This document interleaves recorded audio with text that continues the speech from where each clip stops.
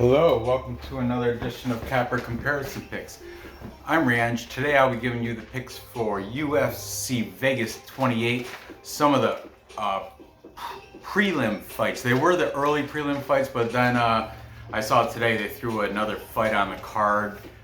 Makwan Markani versus, what's his name? Kirk something. Kamala Kirk, I think. Yep. Kamuela Kirk. Anyway, I didn't get any capper picks on that yet, so I just went with the research I did thus far. And I got these early prelim fights for you.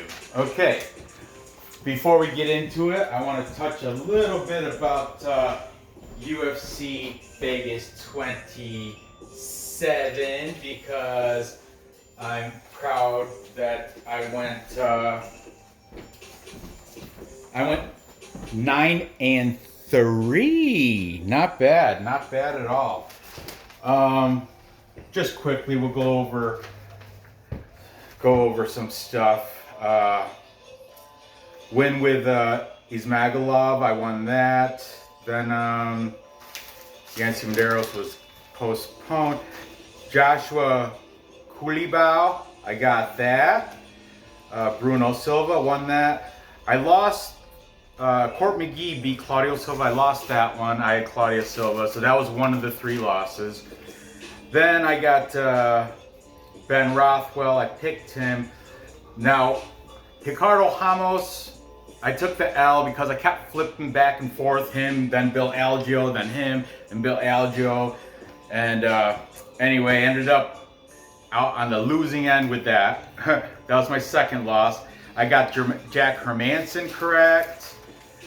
I got Norma Dumont. That one I flipped. Remember, that was the one I said, it's a trap! And I called it. I said, that's Felicia Spencer's going to lose that because it's a trap. I wrote Norma Dumont by decision. It came in. Boom, came in.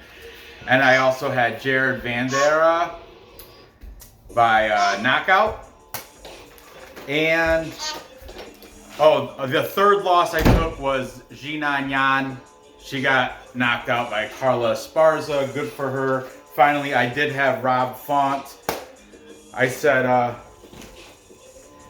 yeah, so 9-3. I'll take that every week. So that's enough of the past. Let's move on. I'm still striving for that perfect parlay. Let's start with this perfect 3-leg parlay I'm going to make for the prelim fights. All right, let's see, marker. Okay, starting off, I've got it's not starting off the card. Now I told you they added another new curtain opener, but we've got at lightweight, that's 155 pounds, Claudio Puelles, El Nino. He's taking on Jordan Leavitt, or Leavitt, the Monkey King, Jordan Leavitt. Okay, Claudio Puelles. El Nino's coming in as the underdog, plus 175. Jordan Leavitt, the favorite, at minus 210. Okay, let's get into this, starting with Jordan Leavitt, the favorite. He's fighting out of the Syndicate MMA, that's in Las Vegas, Nevada. Julian Marquez fights out of there. That's pretty much it for male, but Roxanne Modafferi, she fights out of there too. I'm a big fan. He's coming off a win against Matt Wyman with that killer slam. Like in the first round, he did that slam. Then he did like a split and some flamboyant dancing and stuff. But entertaining nonetheless. I like Jordan Leavitt, the Monkey King. His opponent, Claudio Puelles, fighting out of Lima, Peru, the Pitbull Martial Arts Center. Didn't recognize any of the people in that facility, but they are all Peruvian, so who knows? Claudio has a 2-inch height advantage and a 1-inch reach advantage. He's coming off a win, a unanimous decision against Marcos Mariano, and his record is 9-2. All right, starting with the favorite, we've got Oh, look, I got blue. I didn't even pick a black marker. Look at me. Okay, start with the favorite. We've got Perfect Parlay Pursuit. They were the first video I watched. Not a lot of people I was gonna take this week off because there's no, event this weekend. I was gonna enjoy myself, but I've enjoyed myself doing this. So I was like, I'm gonna make a video. But I was limited with how many predictions I had. So anyway, Perfect Parlay Pursuit. Luke and Alex were present to make predictions. Dan was not, so it's gonna be only 2 of the 3 people. But both Luke and Alex are going with Jordan Leavitt. Luke, Alex.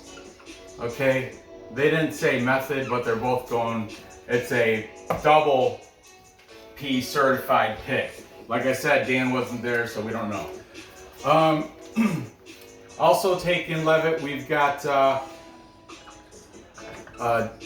MMA experts. That's AJ DeVito. He's saying TKO in the second.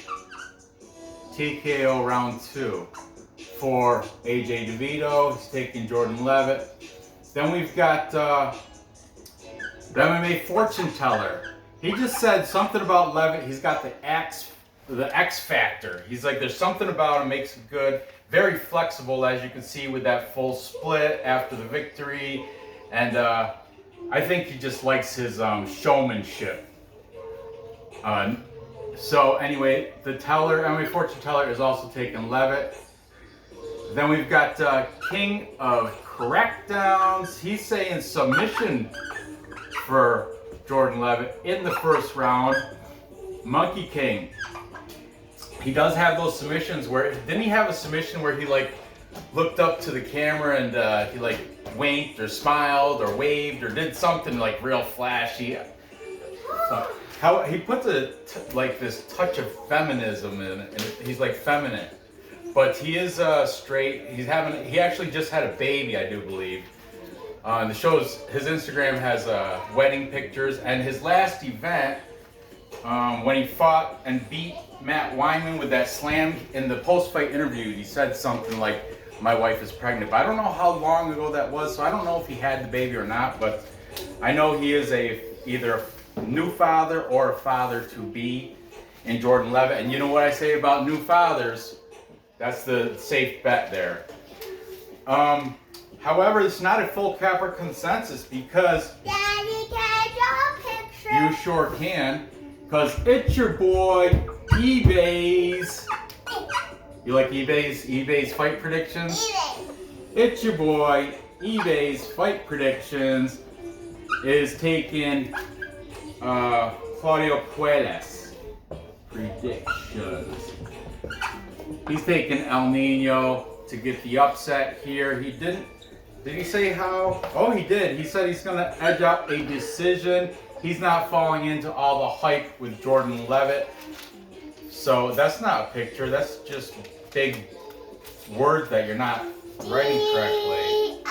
Oh, you're writing De La Rosa? Why don't you draw a picture instead of, or why don't you draw what you think Montana De La Rosa looks like?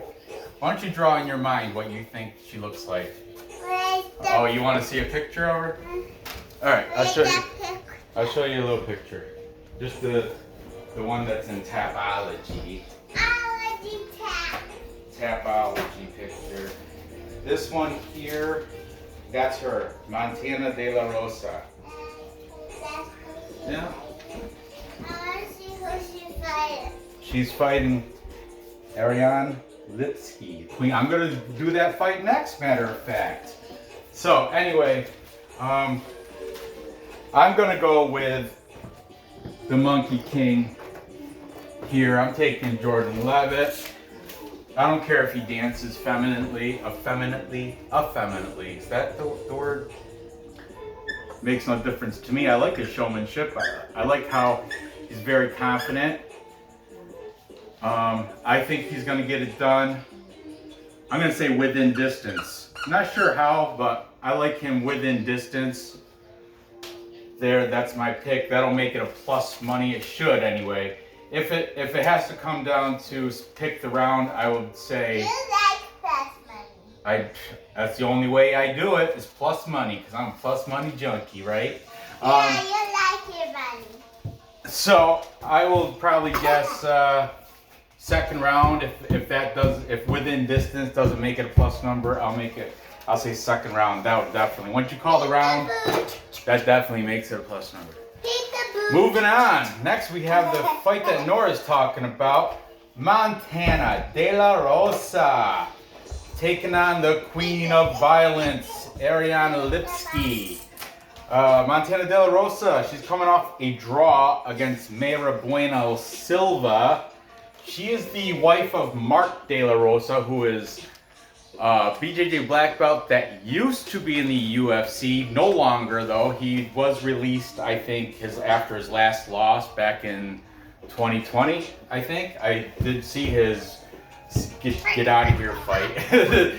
But anyway, Montana is still employed by the UFC, and she's the heavy favorite here. Listen to this. The line opened up at, or I don't know if it opened, but yesterday it was minus 200 for De La Rosa. So that means money has been coming in on her. And Ariane Lipski, Queen of Violence, she opened up at plus 170. Now she's at a plus 225. That means the bookies are trying to make her a more attractive bet to get. Please stop, Nora. To get the more money coming in, because they try to keep money coming in on both sides. That's how the bookies play it. So that's what causes the line movement. I see that. Great. Okay. De La Rosa comes in with a record of 11-6-1. Like I said, she's coming off that draw against Mayra Bueno Silva. She has a 1-inch height and reach advantage, just a slight one. She's fighting out of Elevation Fight Team in Colorado. The high elevation, you know, they got a better, usually you could say they have a potentially better cardio because the air is thinner and they have to adjust to their lung capacity and exhaustion and all that. I will note there are 3 notable females fighting out of Elevation Fight Team: Grace Cleveland, Shayna Dobson, and Mallory Martin. You can draw whoever you want. Mallory Martin, they all, D-O-R-A, they all are fighting out of Elevation Fight Team. Let's talk about her opponent, Ariane Lipski. Lipski is Queen of Violence, coming off a loss to Antonina Shevchenko, who we just saw lose to Andrea Lee. Shevchenko beat her by ground and pound the second round. Poor showing for Ariane Lipski, the Queen of Violence, and that's why she's the big underdog here, the 2-1 underdog. Is that a B or a D? That is a B. Anyway, Lipski fights out of King's MMA, and that has female fighters such as Montserrat Ruiz Conejo, Sabina Mazo, and Gabby Garcia, the heavyweight. I told you I like the heavyweight female fighters. Gabby Garcia is also undefeated heavyweight. I want to say that. But anyway, Ariane Lipski's coming out of King's MMA, so they're both pretty decent school-like facilities for training. Ariane Lipski, plus money here. The plus money honey. Okay, so starting with the favorite, we've got King of Crackdowns. KFC is saying by decision for Montana De La Rosa. Then we've got, sticking with that, we've got eBay's. He's on board. He flipped. He mentioned B2. Thanks for the shout out, eBay's. But he was like, he started out being on the side of Queen of Violence, but then midway through, he was like, he's like, you know what? I'm gonna flip it. I'm gonna take Montana De La Rosa, capper. Or he mentioned my name. He's like, I gotta say it again just so the capper knows. I flipped my pick. My pick is Montana De La Rosa. So anyway, he's got Montana De La Rosa. Then we've got MMA fortune teller, but he did say he is not confident. So I'm gonna say I'm gonna put no bet. That's pretty much the same as not confident. De La Rosa, AJ DeVito from MMA Experts. He is saying De La Rosa by decision. He said De La Rosa's wrestling is gonna win over Lipski's striking. De La Rosa has enough striking to keep it, to bring it down to the mat, and I guess Lipski, I don't know, Lipski had that knee bar against Carolina, whatever, you know who I'm talking about, her name is or something Carolina, was it? Anyway, she had that knee bar, but then she just got ground and pound by, she got, pretty much dominated by, Antonina Shevchenko. Anyway, AJ DeVito is also taking her. And finally, Perfect Parlay Pursuit. Luke is taking De La Rosa, leaving only one person taking Ariane Lipski, and that is Perfect Parlay Pursuit Alex, Euro Under King. Oh man, Euro Under King. I guess he gambles in European basketball too. Anyway,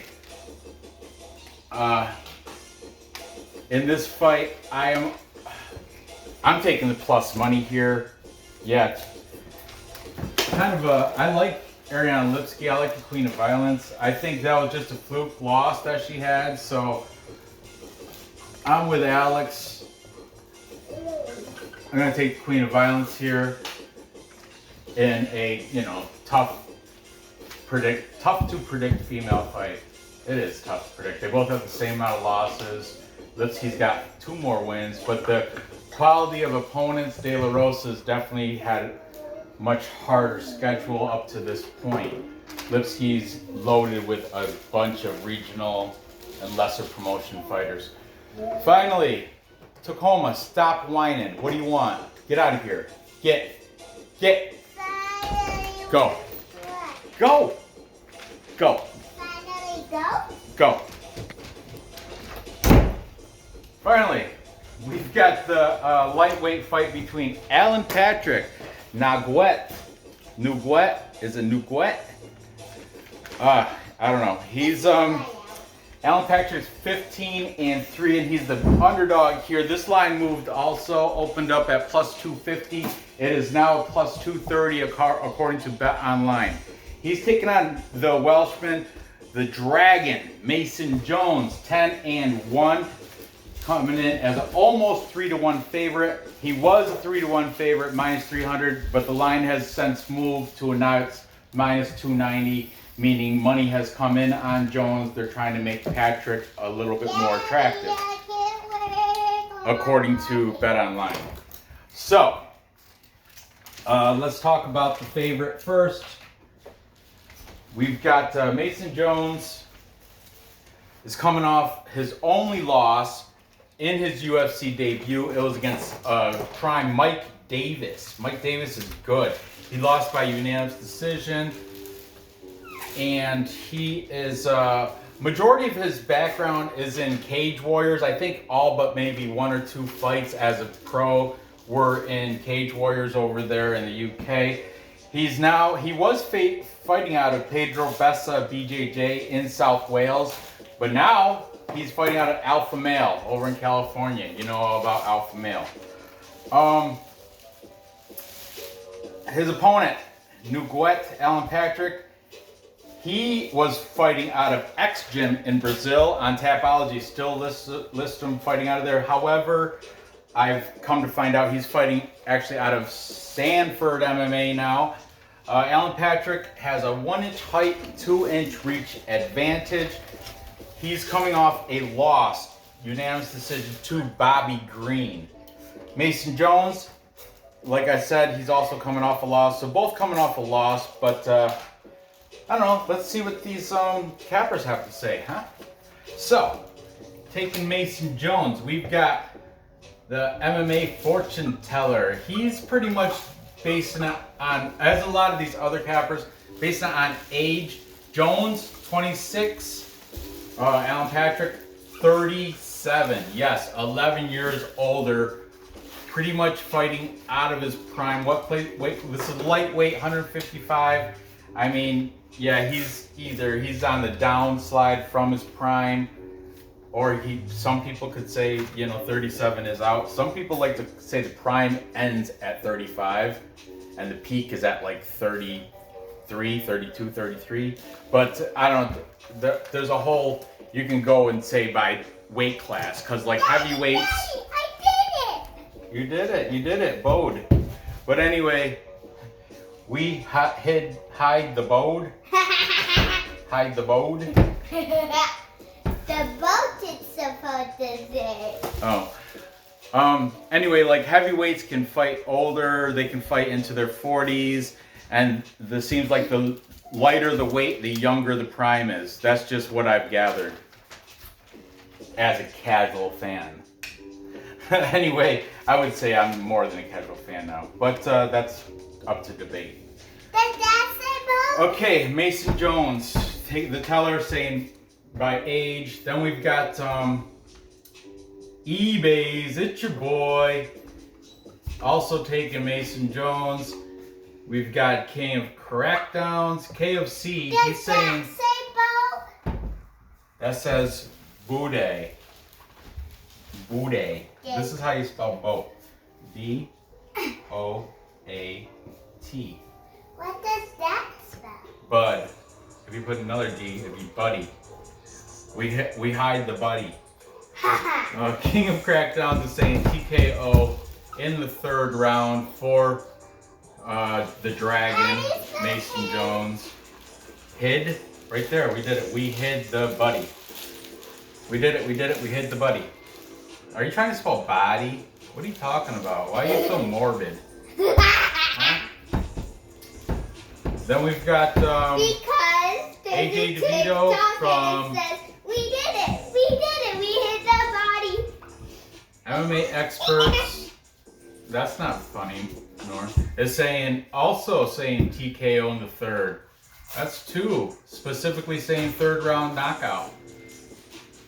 And finally, we've got it's a double P certified pick from Perfect Parlay Pursuit. Luke and Alex both taking Jones, making this a full capper consensus. Nora, why don't you tell the camera what a full capper consensus is while you're doing the dance.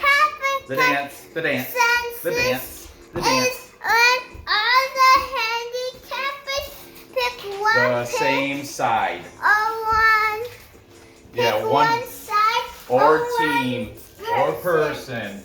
And in this case, everybody that I've looked at is taking Mason Jones for the victory. A couple of them are saying TKO third round, which I can fly with that. I think I'm good with that. I'm not going to go against the consensus here. He is a big favorite. I like Mason Jones. I like the Welsh. I like fighters out of Wales. They're tough. They're just gritty, So I'm also taking Mason Jones, the Dragon. I think he should be able to get it done. Let's go TKO in the third, huh? Let's go with it. I'm with that. That's fine. That'll make that a plus number. So, to recap.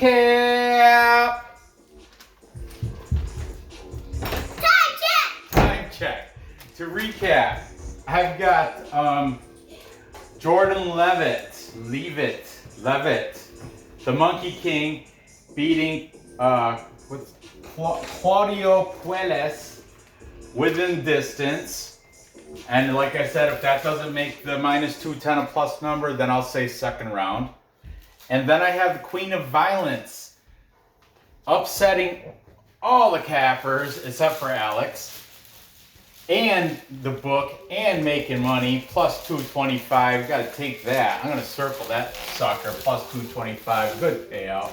Queen of Violence, I think her last fight was just an off day, fluke. You know, she wasn't ready. But anyway, I've got her winning. I don't have to say how because she's such a plus number, but I would probably say decision. She might get it done within distance, though. She is the Queen of Violence.